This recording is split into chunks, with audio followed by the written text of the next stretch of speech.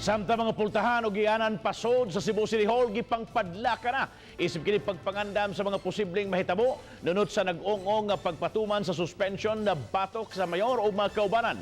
Adun report si Alan Domingo. Sumasad sa order sa mayor nga ang atong mga pultahan nga dili kayo kinhanglan ato lang sirhan. Tungod kay di man ta kapugong usahay sa mga katawhan, they are so emotionally filled. Ikaduha sad di sad nato kalikayan nga tingalig nay uban nga mura og kanang may take advantage of the situation. Kini ang pagkumpirma ni Vice Mayor Labilla sa migawas nga report nga gipasirad-an ang mga pultahan sukad kagahapon sa hapon. Apa nagpabiling abli ang main entrance sa Cebu City Hall nga mao'y kaagian sa mga tawo nga dunay transaksyon. Kadtong mga gagmayng entrance ug exit sama na lang sa dapit sa lift wing sa City Hall building ang gisiradan.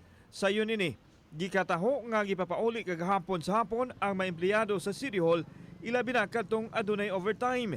Kung dunay overtime para sila makakolekta og overtime, kinahanglan ba na mananghid. Dili man na automatic lang kang overtime. Gitug-an ni Vice Mayor Labella nga wa pa sila makadawat og kopya sa suspension order nga gihulagway nilang giluto na daan. Usa pa gyud ka very disturbing development nga ang desisyon nagipinitsahan og Abril 7 niya ang order nga implement ang desisyon Abril 6. It's like putting the cart before the horse. Samtang gikadaktang tukiun pa sa Law Department sa COMELEC ang gipangayong written authority sa DILG pagsuspenso sa nahigutang mga opisyal sa Dakbayan. April 8 yan final. The Law Department will make the necessary assessment, then make a recommendation as to whether or not dapat i-grant. It is addressed to the office, to the chairman. Yung chairman naman is either disapproves or approves the recommendation. Alan Domingo, Balitang Bisdak.